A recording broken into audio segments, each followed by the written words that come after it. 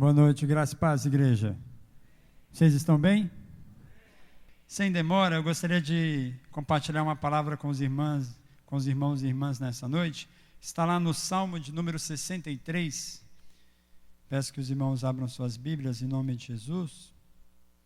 Salmo de número 63. Nós vamos estudar apenas alguns versículos, mas vamos ler ele todo. São 11 versículos. Conforme você encontrar, coloque-se em pé como sinal de reverência à palavra do Senhor, você que pode, em nome de Jesus. Salmo de número 63. Amém? Diz assim a palavra do Senhor: Ó Deus, Tu és o meu Deus, eu te busco intensamente, a minha alma tem sede de Ti, todo o meu ser anseia por Ti, numa terra seca, exausta e sem água. Quero contemplar-te no santuário e avistar o Teu poder e a Tua glória. O Teu amor é melhor do que a vida, por isso os meus lábios Te exaltarão. Enquanto eu viver, Te bendirei, e em Teu nome levantarei as minhas mãos. A minha alma ficará satisfeita como quando tem rico banquete, com lábios jubilosos, a minha boca Te louvará. Quando me deito, lembro-me de Ti, penso em Ti durante as vigílias da noite, porque és minha ajuda, canto de alegria à sombra das Tuas asas. A minha alma apega-se a Ti, a Tua mão direita me sustém. Aqueles, porém, que querem matar-me serão destruídos, descerão às profundezas da terra, serão entregues à espada e devorados por chacais. Mas o rei se alegrará em Deus. Todos os que juram pelo nome de Deus o louvarão, mas as bocas dos mentirosos serão tapadas. Oremos mais uma vez. Senhor Deus Pai, nós Te louvamos e Te agradecemos mais uma vez por essa noite, Deus. Te louvamos e Te agradecemos mais uma vez pela oportunidade, pelo privilégio que nós temos de ouvir a Tua palavra, Pai. A Tua palavra que nos alimenta, a Tua palavra que nos sustenta e a Tua palavra que nos fortalece, Senhor. Que nessa noite ela possa mais uma vez nos fortalecer, nos sustentar e nos alimentar, em nome de Jesus. Amém e amém. A igreja pode se assentar. Eu falei um pouco aqui no domingo sobre intimidade, como nós devemos ser uma igreja que deseja ter intimidade com Deus.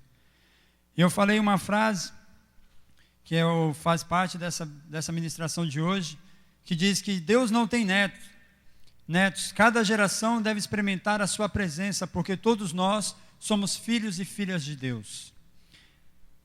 Lá em João, capítulo 1, versículo 12, vai dizer: Contudo, aos que receberam e aos que creram em seu nome, deu-lhes o direito de se tornarem filhos de Deus. Então, se nós recebemos e cremos em Jesus, nós temos o direito de nos tornarmos filhos de Deus. Por isso, eu digo que Deus não tem netos, Deus tem filhos e filhas.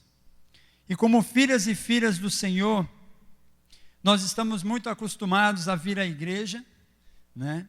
A culto após culto, e ouvir sobre coisas maravilhosas que aconteceram com o povo de Israel, com o povo da Bíblia, ou na vida de muitas pessoas, na minha vida, talvez na sua vida, e na vida de muitas outras pessoas. E nós vamos nos acostumando a ouvir sempre aquilo que de bom que acontece com os outros, mas não nos preocupamos em ver o que de bom está acontecendo com a gente. E aí é muito bom, né? E aí eu não quero desmerecer, sem desmerecer a experiência de ninguém, muito menos a experiência que estão na Bíblia, porque está aqui é para nos edificar e para abençoar a nossa vida. Mas como Deus não é um Deus que tem neto, é um Deus que tem filhos, cada geração precisa experimentar de Deus. Então tudo aquilo que aquelas gerações passadas viveram, tudo aquilo que esse povo aqui viveu, tudo que Davi viveu foi muito bom para ele. Agora nós precisamos experimentar para nós, para o nosso tempo, para a minha vida, para a sua vida. Porque nós, como filhos e filhas do Senhor, Deus também deseja se manifestar nos nossos dias. Deus também deseja se manifestar para nós. A palavra de Deus vai dizer lá em Hebreus, capítulo 13, versículo 8, que Jesus Cristo era o mesmo ontem, hoje e sempre. Então, se Jesus era o mesmo ontem, Ele ainda é o mesmo hoje, e Ele vai ser o mesmo amanhã, Ele é o mesmo Deus que se manifestou na vida de Davi, lá atrás, mas é o mesmo Deus que deseja se manifestar na nossa vida hoje. Por que eu estou falando tanto sobre isso? Porque a pergunta que ficou para mim quando Deus começou a ministrar sobre essa ministração é o quanto que eu desejo Deus. E a minha pergunta para você é o quanto você deseja Deus. O quanto você tem desejado de Deus na sua vida. Porque quem deseja viver uma vida de intimidade com Deus, precisa desejar muito mais coisas, precisa ter muito mais anseios diante do Senhor. E aí esse salmo, ele é muito bom, e ele é muito bonito. E como eu falei aqui também no domingo, nós temos o costume de ler muitas coisas na Bíblia, e algumas coisas falar, isso daqui é verdade, ou não dizer que não é verdade, mas não entender direito o significado. E na maior parte dos salmos nós lemos e achamos bonito, e falamos, nossa, que bonito isso, né? Que o salmista escreveu. Aí você vai ler aqui o que Davi escreveu, né? Ó Deus, Tu és o meu Deus, eu te busco intensamente, a minha alma tem sede de Ti, todo o meu ser anseia por Ti, numa terra seca, exausta e sem água. Aí parece uma poesia, né? Parece um poema, você fala, nossa, que bonito. Mas isso aqui não são simplesmente palavras bonitas. Como eu falei um pouco sobre Moisés, que era um homem que viveu face a face com Deus, e também falei sobre um pouco de Davi, que era um homem que a Bíblia diz que era segundo o coração de Deus. E alguma das características que tornaram esses homens tão diferentes diante do Senhor, eram as suas atitudes. E Davi, ao escrever isso daqui, ele não estava simplesmente escrevendo um poema, ele não estava simplesmente escrevendo algumas palavras bonitas, mas ele estava expressando um sentimento que ele tinha. Ele estava expressando uma necessidade que ele tinha diante de um Deus que ele conhecia. Diante de um Deus que ele experimentava. Por isso, Davi, essa é uma das características que eu entendo, que por que Davi era um homem segundo o coração de Deus? Porque Davi, ele se colocava diante do Senhor, ele entendia a necessidade diante de Deus que ele tinha, quem ele precisava ser, e ele expressava isso de uma forma muito sincera e muito clara. Deus, o Senhor é o meu Deus, eu te busco intensamente. A minha alma tem sede de Ti. Todo o meu ser anseia por Ti numa terra seca, exausta e sem água. Esse versículo expressa o desespero de um homem pela presença de Deus. Quando eu leio isso daqui, eu não fico simplesmente pensando, poxa, que bonito. Mas eu penso, poxa, o quanto que eu sou igual a Davi. Como eu falei, é muito fácil lembrar e falar que, Davi é aquele cara lá que adulterou, né? Aquele cara lá que mandou fazer aquilo outro de errado. Mas Davi era esse cara aqui, que se colocava diante de Deus com uma sede, com uma fome, com uma intimidade tão grande.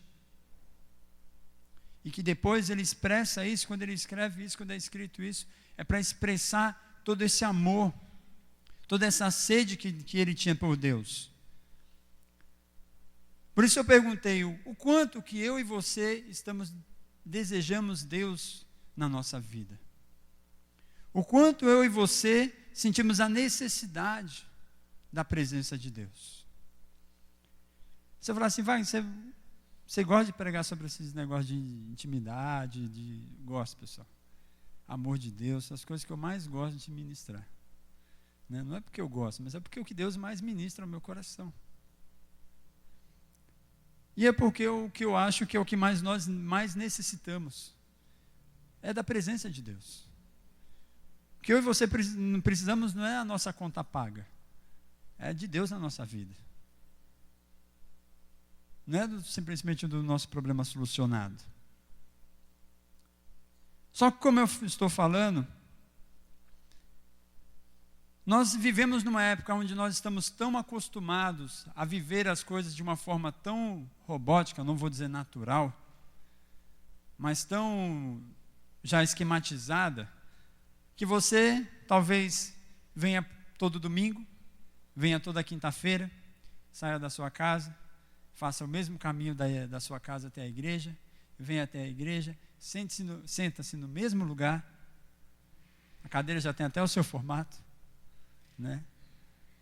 E você, vai começar com louvor, depois vai ter outro louvor, aí o pastor vai fazer uma oração, aí depois vamos fazer uma outra oração, aí depois a gente bate palma, aí depois a gente canta um outro louvor, aí a gente senta, aí a gente levanta, aí a gente bate palma, aí a gente senta, aí a gente ouve alguém pregando, aí depois a gente ora, e depois a gente vai para casa. Aí a gente acabou o culto. Só que quando nós estamos diante da presença de Deus, pessoal, não há normalidade. Quando nós estamos sedentos pela presença de Deus, o culto ele não é uma mesmice.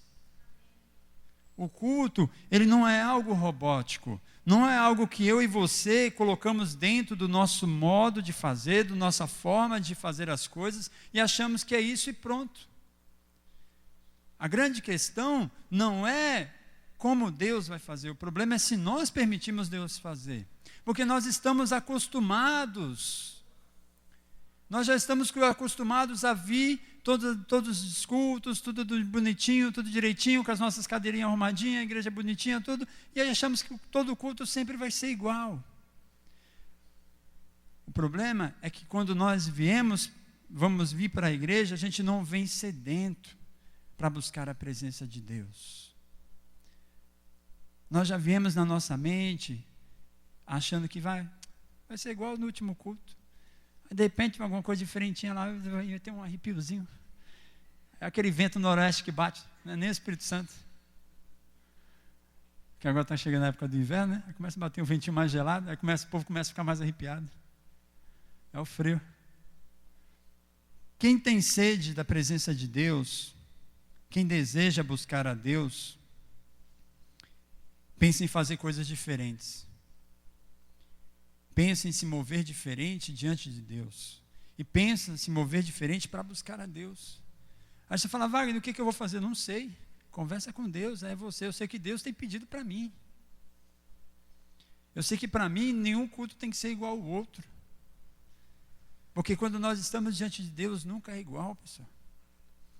Porque seria incoerente nós falarmos que estamos na igreja, que vamos estar diante da presença de Deus e entrarmos e depois saímos da mesma forma. Que presença de Deus foi essa que nós experimentamos?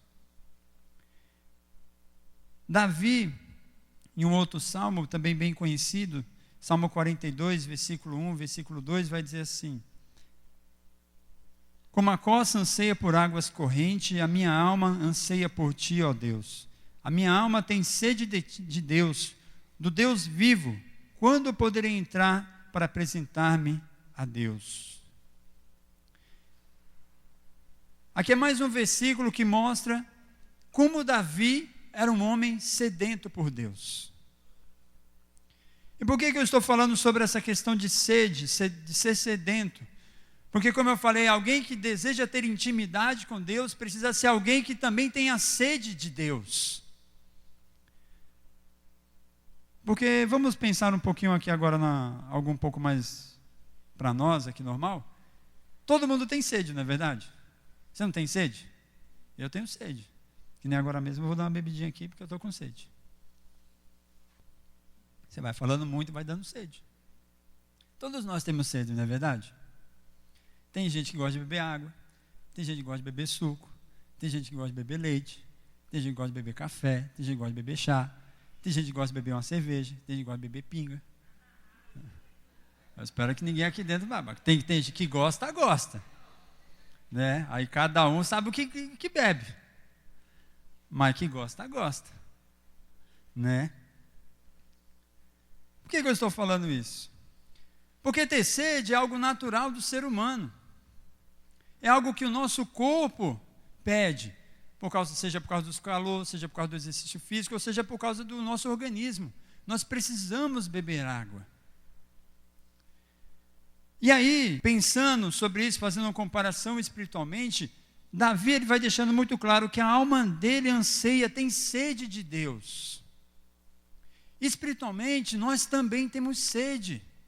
Nós também precisamos experimentar da presença de Deus para que espiritualmente nós sejamos saciados. E aí eu dei vários exemplos de coisas que nós podemos beber para o nosso corpo físico. Mas a minha pergunta fica espiritualmente o que você tem bebido, o que eu tenho bebido para matar a nossa sede espiritual? Porque ter sede, pessoal, todo mundo tem. O problema não é ter sede. O problema é com o que a gente está matando a nossa sede.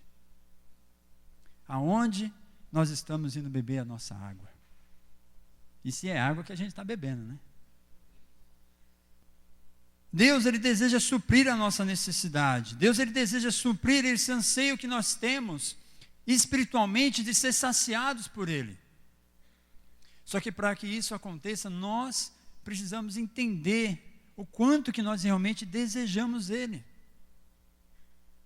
Porque não adianta nada você estar precisando beber água, necessitar, precisar beber, mas não entender que você precisa de Deus. Se a gente não tiver esse entendimento, a gente vai procurar coisas erradas. A gente não vai beber da água certa.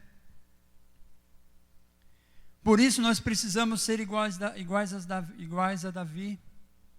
Ser homens e mulheres que têm sede da presença de Deus. Sede de buscar a Deus. De ser saciados por Ele.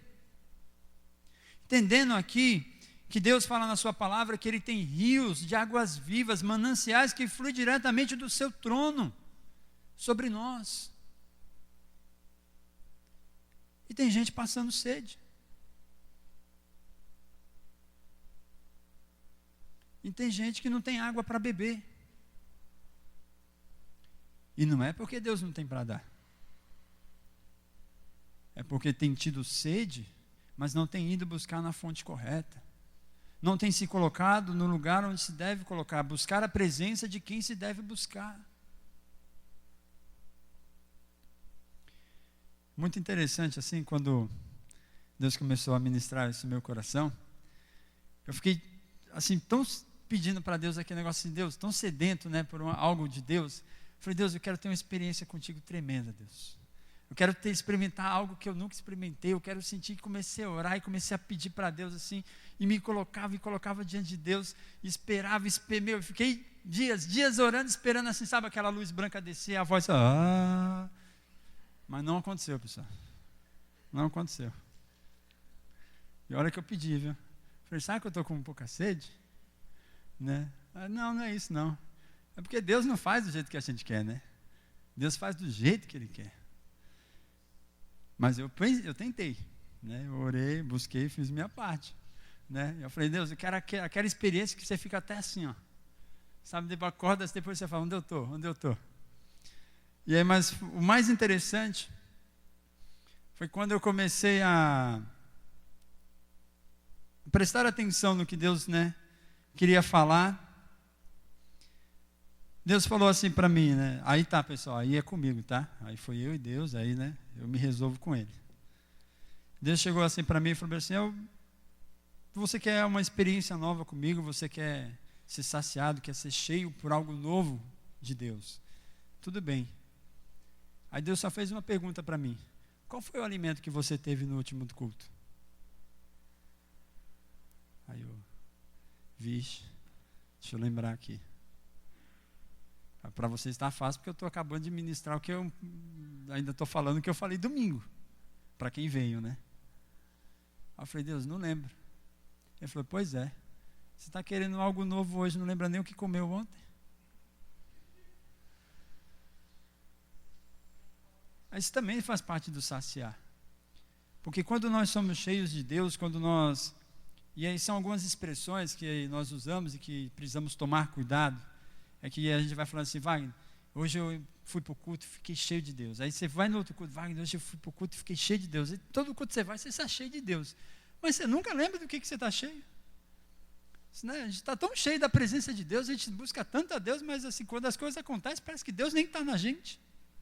Aí o problema vem, a gente já esquece de tudo. Aí o problema vem, a gente já não quer nem vir mais na igreja, mas você estava cheio de Deus. Estava, né, aquele saco cheio com o fundo aberto, né? Só se for, por quê? A gente não lembra, né? E assim, eu pedi naquela experiência com Deus, e aí Deus só me falou isso. Como é que você quer algo novo? Só fala para mim o que você foi ministrar na sua vida no último culto. Entendendo que esse saciar de Deus, esse encher de Deus, é um processo natural e normal da nossa vida, como beber água. É algo que nós precisamos todos os dias. Eu preciso beber água todo dia. Você não precisa beber água todo dia? Amém? Pessoal, nós precisamos de Deus todos os dias. Nós precisamos sentir a presença de Deus todos os dias, desejar a presença de Deus todos os dias. Não tem como. Não tem como você querer, hoje eu vou ficar com Deus, amanhã eu não vou. Mas como pode? Que desejo é esse de Deus? Que necessidade é essa que nós temos de Deus? Se hoje eu quero, amanhã eu não quero. E não é que não pode, não quer. Porque poder pode.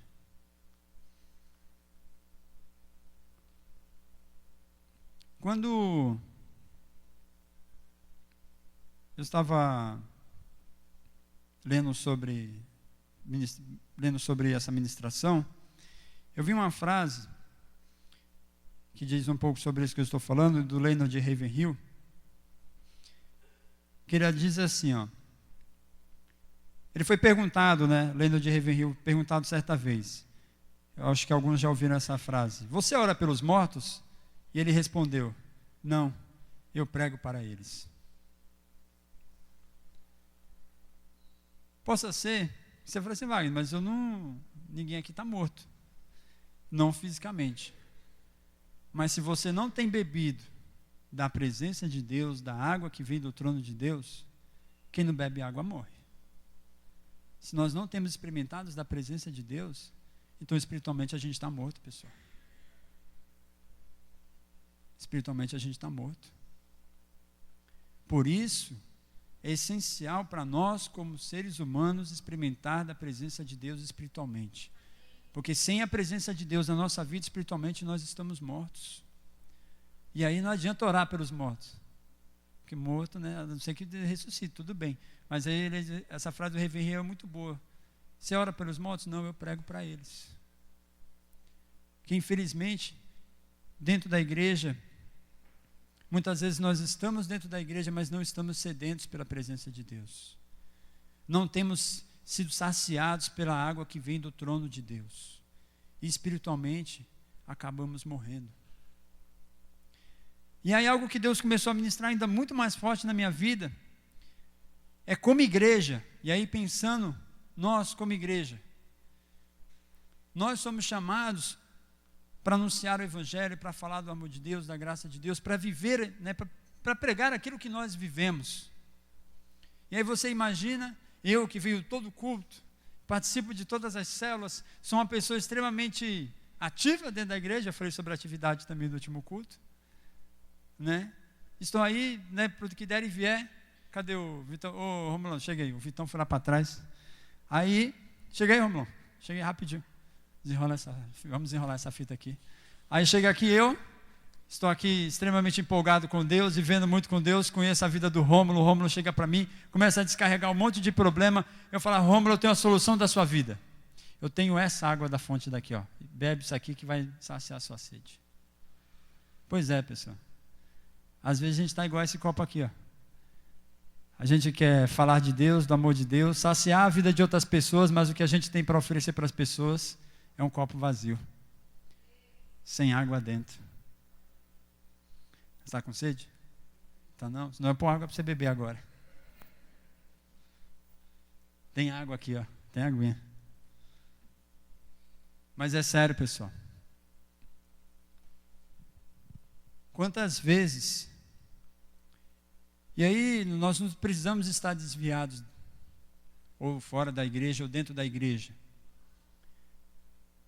Nós podemos muitas vezes estar tão preocupados com tantos problemas, com tantas situações da nossa vida, pensando em tantas coisas, e muitas pessoas vêm nos procurar, e o que a gente tem para oferecer para as pessoas, a água da vida que nós temos para oferecer para as pessoas é essa daqui.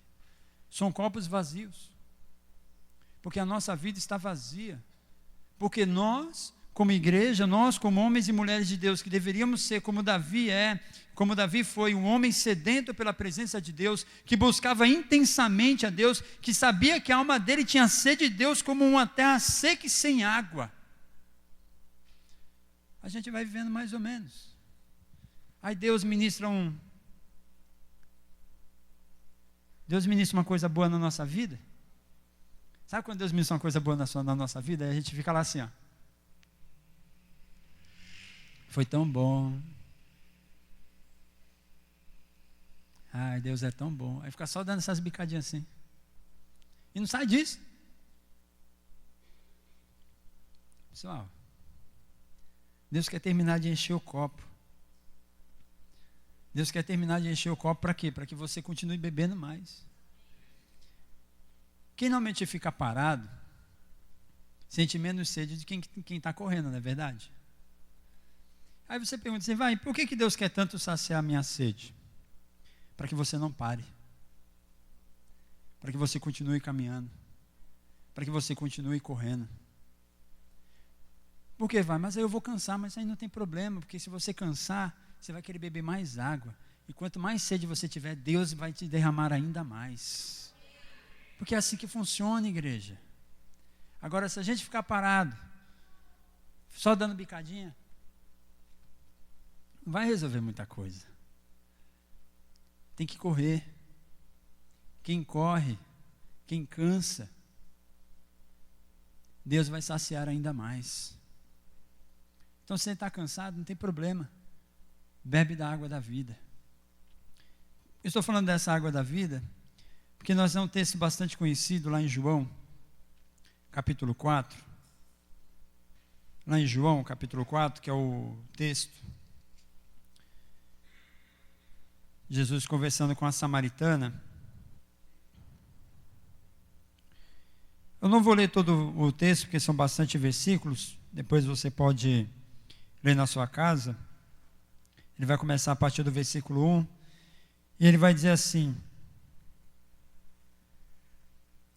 A partir do versículo 10, ele vai dizer assim: Jesus lhe respondeu: se você conhecesse o dom de Deus a quem ele está lhe pedindo a água, você lhe teria pedido, e ele te daria água viva.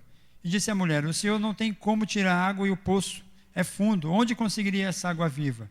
Acaso o Senhor é maior que o nosso pai Jacó, que nos deu o poço, para que ele mesmo bebeu, bem como seus filhos e seu gado? E Jesus respondeu: quem beber dessa água terá sede outra vez, mas quem beber da água que eu lhe der, nunca mais terá sede. Ao contrário, a água que eu lhe der se tornará nele um rio, fonte de água, e jorrará para a vida eterna. Meu irmão e minha irmã, Deus tem fonte de água viva para ficar jorrando pela vida eterna para nós. E nós muitas vezes estamos com sede. Como nós podemos estar diante da presença de Deus, como nós podemos estar diante de Deus e continuar com sede? Se você já experimentou dessa água da vida, e aqui Jesus está falando dele mesmo, se você já experimentou de Jesus, meu irmão e minha irmã, não tem por que você estar com sede. Não tem como eu e você permanecermos com sede. O que me faz pensar e refletir muitas vezes sobre a nossa inconstância, a nossa instabilidade, a nossa falta de permanência, a falta de fé em Deus, é porque nós não temos experimentado Jesus da forma correta, não temos nos colocado diante de Deus da forma correta, com esse anseio, com esse desejo. Eu tenho entendido uma coisa na minha vida, tenho entendido muita coisa, né? Mas uma das coisas que Deus tem me feito entender é que, graças a Deus, eu nunca vivi uma época com tanto problema na minha vida. Graças a Deus. Porque eu nunca experimentei uma época tão maravilhosa da presença de Deus na minha vida. Isso eu falo com toda tranquilidade. Eu nunca me vi com tanto problema, mas nunca me vi tanto na presença de Deus. E não é por causa dos problemas, é por causa de Deus. Porque uma coisa que eu entendi para dizer, eu falei para Deus: Deus, se eu tiver problema, eu vou beber da tua água. E se eu não tiver problema, eu vou beber da tua água também. Porque a presença de Deus é boa, independente daquilo que nós estamos vivendo. O problema é que nós queremos viver apenas as coisas boas de Deus quando nós estamos passando por situações ruins. E água a gente precisa beber todo dia. Seja no dia de calor, seja no dia de frio. Seja no dia de muito problema ou de pouco problema. Todo dia a gente precisa de água. Deus não é diferente. Espiritualmente nós precisamos de Deus todos os dias. Seja no dia bom ou seja no dia ruim. Por isso a minha pergunta mais uma vez é: o quanto você deseja Deus? O quanto você tem tido sede de Deus na sua vida. E se você tem bebido água ou não, e o problema não é você ter sede, mas é com o que você tem matado a sua sede? Com o quê?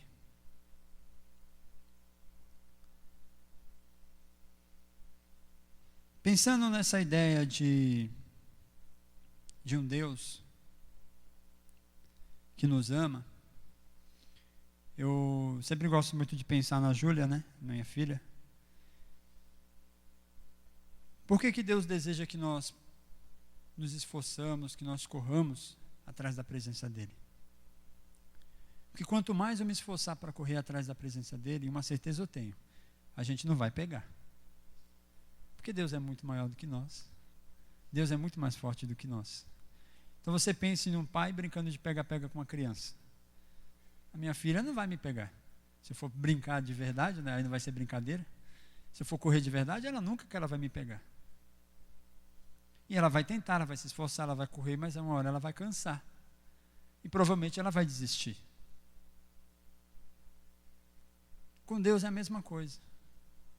Por mais que a gente tente correr atrás de Deus, tente pegar Deus, por mais que a gente corra, nós não vamos conseguir pegar. Porque Deus é muito maior. Mas o que Deus espera de mim e de você é que a gente continue correndo. É que a gente canse. Porque assim como um pai que está brincando com seu filho, que depois de ver ele correndo, de tanto e cansar, correndo atrás dele, depois de cansar, parar e desistir, o pai volta até o filho. E aí não é o filho que corre até o pai, é o pai que corre até o filho. Pega ele nos braços. E esse abraço dele faz com que o filho seja reanimado, dê novas forças e um novo ânimo para que ele possa continuar correndo.